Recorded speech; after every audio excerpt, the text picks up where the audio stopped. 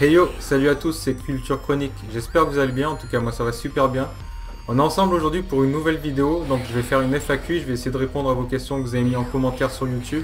Donc certaines questions j'avais déjà répondu, d'autres j'avais jamais répondu, par manque de temps, mais j'ai pensé que ça pouvait être utile et intéressant pour certains. Le jeu que vous allez voir en vidéo c'est Axiom Verge, c'est un jeu auquel j'ai joué sur Nintendo Switch. C'est un jeu 2D à l'ancienne, un peu dans le genre Castlevania Metroidvania quoi. Donc j'espère que cette vidéo vous sera utile. Et on va attaquer tout de suite les questions. Ça marche plus. Alors si l'extension Catch-up Eventmore fonctionne toujours, par contre il faut obligatoirement posséder une adresse IP française. Donc soit résider en France, soit passer par un VPN. Sur le mien, il n'y a pas le déverrouillage par reconnaissance faciale. Alors sur beaucoup d'appareils Xiaomi qui sont sortis récemment, le déverrouillage par reconnaissance faciale n'est pas activé par défaut à cause des nouvelles lois européennes.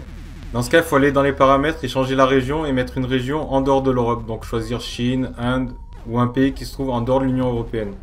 Est-ce qu'il faut avoir la même connexion Wi-Fi? Alors oui, pour pouvoir se servir de AirMore pour contrôler son smartphone à partir de son PC, il faut obligatoirement être sur le même réseau. Donc soit connecté à la même box internet, par Wi-Fi, par câble, comme vous voulez, mais sur le même réseau. De mémoire, Perfect Dark était tellement gourmand qu'il me ramait déjà par moment.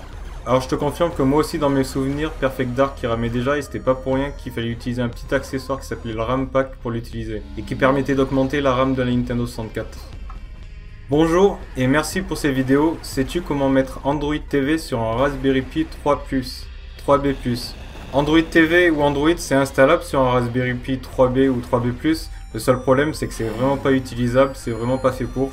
Et en général sur un appareil pour avoir une version fonctionnelle d'Android ou Android TV il faut au minimum 2 Go de RAM. Et là pour le coup pour avoir déjà testé Android TV sur Raspberry Pi 3B, j'ai pas trouvé intéressant d'en faire un tutoriel tellement ça fonctionnait pas super bien.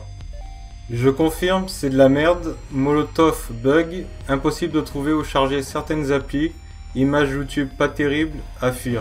Donc je te confirme que moi aussi pour l'avoir testé, la Lilbox MXQ Mini est vraiment pas terrible du tout. Et d'ailleurs j'arrive toujours pas à comprendre comment elle pouvait avoir des aussi bonnes notes sur Amazon. Les programmes qu'on a enregistrés on pourra les regarder tout le temps, ou à partir de certains temps ils partiront. Donc malheureusement maintenant sur Molotov TV c'est plus possible d'enregistrer les chaînes TV. Avant on pouvait, on était limité à quelques heures. À un moment c'était 10 heures, après c'est passé à 8 heures. Maintenant c'est plus possible avec un compte gratuit. Il y a un abonnement payant à 3,99€ justement pour enregistrer les programmes télé. Malheureusement. Salut, merci pour ces infos. Je pense que cette box, donc il parle de la Lilbox MXQ Mini, n'est effectivement pas si mauvaise si on l'utilise pour du streaming justement. Faut pas être trop gourmand et espérer la transformer en console de jeu. Ou alors on peut l'utiliser pour faire tourner d'anciens jeux rétro. Pour l'utiliser comme deuxième box pour bénéficier par exemple des bouquets présents sur notre abonnement, comme par exemple une Freebox. Ah oui bien sûr pour l'utiliser pour regarder juste ces chaînes télé ça va sûrement fonctionner, ça fonctionnait d'ailleurs quand je l'avais testé. Mais par contre c'est pas du tout stable, ça reboot sans cesse, il y a plein de problèmes et puis surtout il y a bien mieux au même prix. Au lieu de fournisseur de jeux, moi j'ai Game Providers. Et au lieu de Internet Archive ROM Launcher, j'ai Internet Archive Game Launcher et avec une icône différente de ce qu'on voit dans la vidéo. Comment ça se fait? Est-ce que je dois continuer l'install ou pas du coup? Alors ça c'était par rapport à un tutoriel que j'avais fait pour pouvoir jouer aux jeux vidéo sur Kodi avec Internet Archive ROM Launcher. Donc oui maintenant quand on l'installe il faut choisir Internet Archive Game Launcher. Parce que le premier il a été déclassé mais sinon ça fonctionne de la même façon. Il n'y a pas de souci pour ça. Et ça change rien au tutoriel. Merci beaucoup mec, super vidéo, continue. De rien mec. Merci pour cette vidéo et photo mieux que le Mi 8. Donc ça c'était par rapport à une vidéo que j'avais fait sur le Xiaomi Mi Mix 3. Alors non au niveau des capteurs photo arrière parce que c'est le même que sur le Mi 8. Et l'amélioration qu'il y avait sur le Mi Mix 3 c'était d'ordre logiciel. C'est ça qui permettait d'améliorer les photos et vidéos par rapport au Mi 8 et au Mi Mix 2S qui avait aussi les mêmes deux capteurs arrière. Par contre par rapport aux capteurs avant, ouais il y a du mieux par rapport au Mi 8 et au Mi Mix 2S.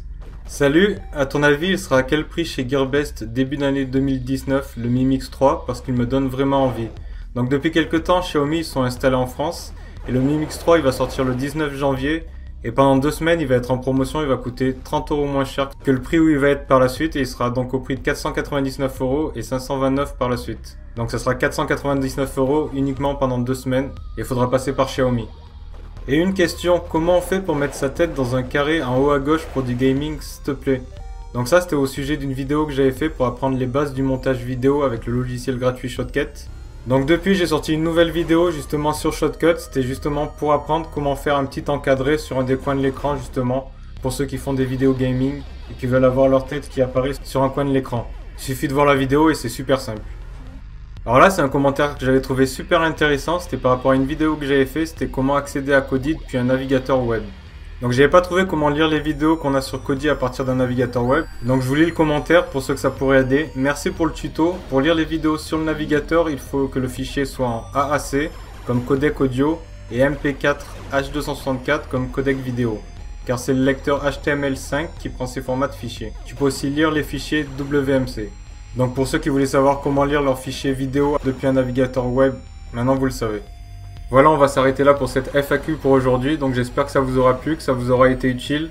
Si certains avaient les mêmes questions à poser, donc maintenant vous avez les réponses. Puis si vous n'êtes toujours pas abonné, n'hésitez pas à mettre un petit pouce bleu aussi. Vous vous rendez pas compte, mais ça aide grandement au référencement des vidéos. Et puis allez faire un tour sur culturechronique.fr, sur mon Facebook et sur mon Twitter. Alors passez tous une bonne fin de journée et à une prochaine pour une prochaine vidéo. Ciao ciao!